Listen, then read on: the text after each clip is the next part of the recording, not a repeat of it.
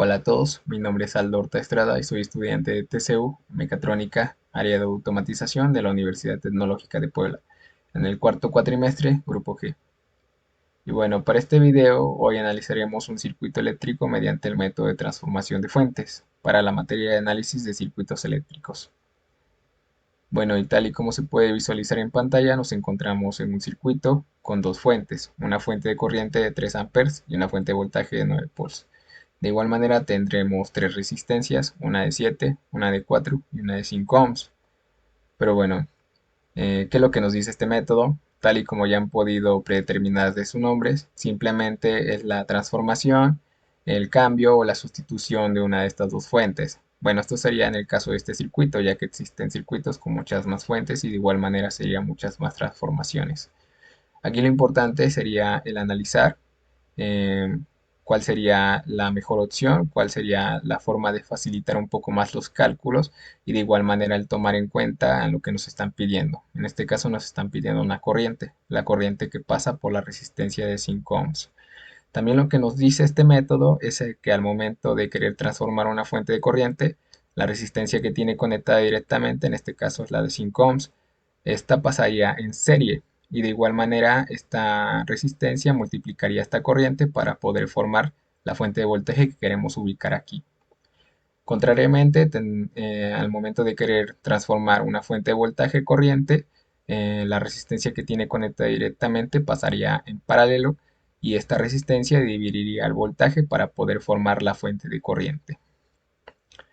Bueno, y tal y como ya había explicado anteriormente, aquí lo que queremos hacer es el analizar pues cuál sería la forma más fácil de poder resolver lo que nos están pidiendo. Y bueno, lo que a mí me pareció la opción más viable pues fue el transformar dicha fuente de voltaje de 9 volts a una fuente de corriente. Pero lo primero que hice fue sumar estas dos resistencias que se encuentran en serie, que de igual manera pues sería una suma simple que nos daría un resultado de 11 ohms.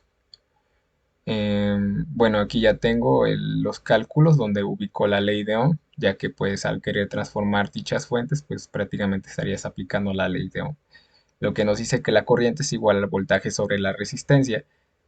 Dichos valores pues son de 9 volts entre 11 ohms, lo que nos daría un resultado de 0.81 amperes, que sería ya la fuente de corriente que estaría sustituida en esta parte. De igual manera nos podemos dar cuenta que nos encontramos en un circuito con dos fuentes de corriente que están alimentando al mismo nodo. Por ende, estas dos corrientes se tienen que sumar ya que van en la misma dirección.